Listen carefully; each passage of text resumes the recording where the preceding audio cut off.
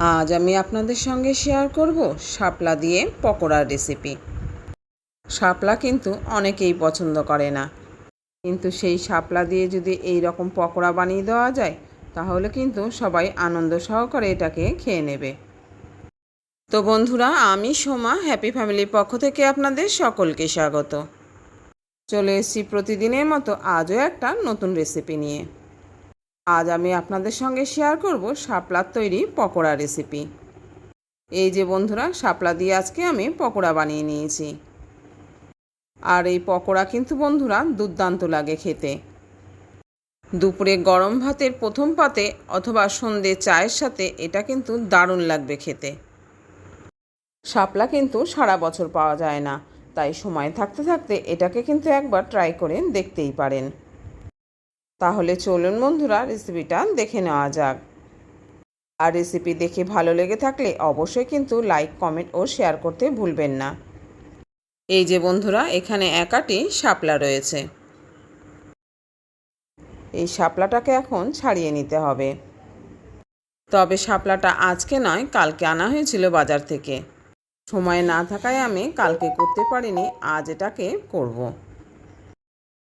তবে আমি যে রেসিপিটা আজকে করব তার জন্য শাপলাটা এক রাত ঘরে রেখে দিলে ভালো হয়। এখন আমি এই শাপলার গা থেকে যে পাতলা আবরণ বা আঁশ আছে সেটাকে ছাড়িয়ে নেব। এই যে লক্ষ্য করুন বন্ধুরা, এই যে পিছন সাইড দিয়ে একটুখানি হালকা চাপ দিয়ে টান দিলেই এর গা থেকে কিন্তু রসুনের খোসার মতো পাতলা খোসাটা উঠে আসবে। আমি আশা করছি আপনারা নিশ্চয়ই বুঝতে পেরেছেন। এইভাবে আমি সবকটা শাপলার গা থেকেই পাতলা আঁশটাকে ছাড়িয়ে নেব। আর বন্ধুরা, আমার বিশেষভাবে অনুরোধ রইল, ভিডিওটা কিন্তু কেউ বারবার স্কিপ করে দেখবেন না। আর এখনও পর্যন্ত যারা একটা লাইক দিতে ভুলে গেছেন, অবশ্যই একটা লাইক দিয়ে ভিডিওটা কন্টিনিউ করবেন। এইভাবে আমি সবকটা শাপলাকে ছাড়িয়ে নিলাম। আর এই যে বন্ধুরা, শাপলাগুলো কিন্তু ছাড়ানো হয়ে গেছে। আর বাকিগুলোকে এই রকম ছোট ছোট টুকরো করে কেটে নিয়েছি। এই ছোট টুকরোগুলো দিয়ে আমি অন্য রেসিপি করব। আর আজকের রেসিপি হবে এই বড়গুলো দিয়ে। তবে ছোট টুকরোগুলো থেকে আমি 8-10 টুকরো নেব। এখন এই বড় গোটা শাপলাগুলো দিয়ে আমি গোল গোল জিলিপির মতো পাকিয়ে নেব। শাপলার যে পাশটা ফুল থাকে সেই পাশটা নয়, পিছন সাইডটা দিয়ে গোল পাকিয়ে নিতে হবে, ঠিক এইভাবে। এই যে বন্ধুরা, ঠিক এইভাবে শাপলার নিচের দিকটা দিয়ে গোল পাকিয়ে জিলিপির মতো বানিয়ে নিতে হবে। আর যেই পান্থাটা শেষ হয়ে যাবে সেখান থেকে একটা টুথপিক গেঁথে দিতে হবে, ঠিক এইভাবে। তবে এইভাবে টাটকা শাপলা দিয়ে কিন্তু করা যাবে না। এক রাত এটাকে ঘরে রেখে দিলে জলটা শুকিয়ে যায় অনেকটাই, তখন কিন্তু এটাকে খুব সহজেই এরকম গোল পাকিয়ে নেওয়া যায়। আর টাটকা শাপলা রসালো থাকায় এটা গোল পাকানোর সময় কিন্তু ভেঙে যায় মটমট করে। আর ছোট টুকরোগুলো দিয়ে এইভাবে আমি ভেলা বানিয়ে নিয়েছি। আর গত বছর কিন্তু এই শাপলার ভেলার রেসিপি দেওয়া আছে, তাই এবার একটু অন্যরকম করে আবারও আপনাদের সঙ্গে শেয়ার করলাম। আর এই সময় শাপলাগুলোকে কিন্তু আমি অন্য পাত্রে তুলে নিয়ে এগুলোকে ভালো করে জল দিয়ে ধুয়ে নিয়েছি। আর এরপর খুব সামান্য পরিমাণে হাতে লবণ নিয়ে এগুলোকে ভালো করে মাখিয়ে দিয়েছি। তখন বন্ধুরা ক্যামেরাটা অন করতে কিন্তু আমার খেয়াল ছিল না। তখন ওটাকে লবণ হলুদ মাখিয়ে নিয়েছি, এদিকে আমি একটা ব্যাটার রেডি করে নিলাম। আমি এই বাটিটার মধ্যে আগে থেকেই 1 কাপ কর্নফ্লাওয়ার রেখে দিয়েছি। এখন এই কর্নফ্লাওয়ারের উপরে নিয়ে নিলাম আমি 4 চামচ মতো বেসন। এখানে আমি বড় চামচের 4 চামচ বেসন নিয়ে নিলাম। এখন বেসন ও কর্নফ্লাওয়ারটাকে আমি ভালো করে চামচ দিয়ে মিশিয়ে নিলাম। আমি এখানে আমার পরিমাণ মতো কর্নফ্লাওয়ার ও বেসন নিয়েছি, আপনারা আপনাদের পরিমাণ মতো নেবেন। তবে বন্ধুরা, এখানে আপনারা চাইলে কর্নফ্লাওয়ারের বদলে কিন্তু চালের গুঁড়ো ব্যবহার করতে পারেন, তাহলে এই পকোড়াগুলো আরও মুচমুচে হবে। এখন এই কর্নফ্লাওয়ার আর বেসন মেশানো হয়ে গেছে, এর মধ্যে আমি নিয়ে নিলাম 4 চামচের 2 চামচ পেঁয়াজ, আদা, রসুন ও কাঁচা লঙ্কার পেস্ট, যেটা আমার ঘরে সবসময় করা থাকে।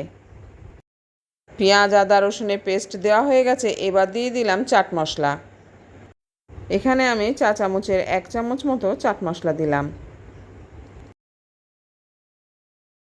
এবার এর মধ্যে দিয়ে দিলাম আমার মশলার ছোটো চামচের 2 চামচ জিরের গুঁড়ো। তবে ধনের গুঁড়োটা আমি দিলাম না, আপনারা চাইলে কিন্তু এখানে পরিমাণ মতো ধনের গুঁড়োও দিতে পারেন। এবার দিলাম ওই মশলার ছোটো চামচের 1 চামচ ঝাল লঙ্কার গুঁড়ো। আর সব শেষে দিলাম পরিমাণ মতো হলুদ ও লবণ। এই যে বন্ধুরা, হলুদ দিয়ে দিয়েছি, এখন দিয়ে দিলাম পরিমাণ মতো লবণ।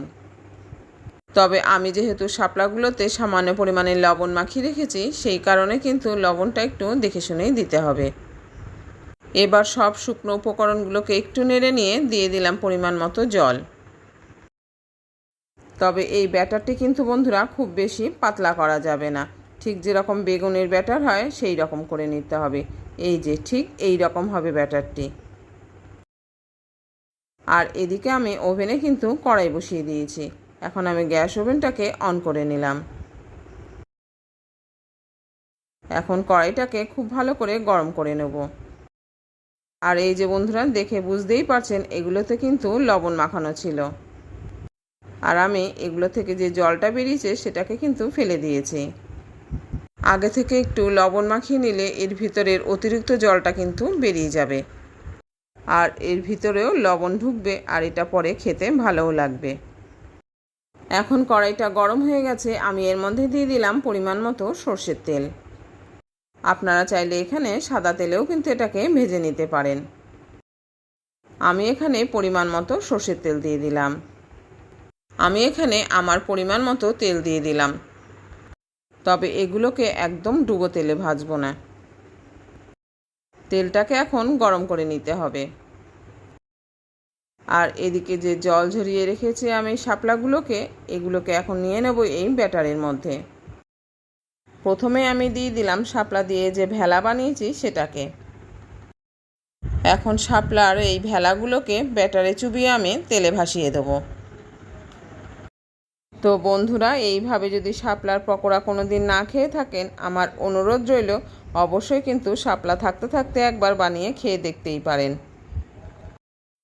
আমি এখন এই শাপলাগুলোকে ব্যাটারে চুবিয়ে কিন্তু তেলে ভাসিয়ে দিলাম। তবে যেহেতু আমি বেশি তেলে ভাজছি না, তাই এগুলো কিন্তু ভেসে উঠছে না। এক এক করে সব কটা শাপলা ভেলাকে আমি ব্যাটারে চুবিয়ে তেলের মধ্যে দিয়ে দিলাম। আমি যে বন্ধুরা আপনাদের কাছে প্রতিদিন নতুন নতুন একটা করে রেসিপি নিয়ে আসি, এটা আপনাদের কীরকম লাগে এটা কিন্তু আমাকে কমেন্ট করে জানাতে পারেন। আর আপনাদের এই সুন্দর সুন্দর কমেন্টগুলো পড়তে কিন্তু আমার খুব ভালো লাগে। আপনাদের এই কমেন্টের উৎসাহ পেয়েই কিন্তু আমি চলে আসি নতুন নতুন রেসিপি নিয়ে। তাই আমার সকল বন্ধুদের জন্য রইল হ্যাপি ফ্যামিলির পক্ষ থেকে আন্তরিক ভালোবাসা ও শুভেচ্ছা। আমার কিন্তু এই ভেলার পকোড়াগুলি দুপিঠ খুব ভালোভাবে ভাজা হয়ে গেছে। ওগুলোকে তুলে নিয়ে আমি এখন এর মধ্যে দিয়ে দেবো এই হুইল পকোড়াগুলোকে। এই যে বন্ধুরা, এই শাপলা চাকাগুলোকে কিন্তু এখন আমি এই ব্যাটারের মধ্যে দিয়ে দিলাম। এর উপর ও নিচ খুব ভালো করে ব্যাটারের সঙ্গে মাখিয়ে নিতে হবে। আর এই কড়াইয়ের পকোড়াগুলো কিন্তু হয়ে গেছে, এগুলোকে তুলে নিলাম অন্য পাত্রে। তবে এই পকোড়া ভাজতে কিন্তু খুব বেশি তেলের প্রয়োজন হয় না, তেল কিন্তু কড়াইতে অমনিই থেকে যাবে। এগুলোকে এখন খুন্তির সাহায্যে তেল ঝরিয়ে ঝরিয়ে আমি তুলে নিচ্ছি অন্য পাত্রে।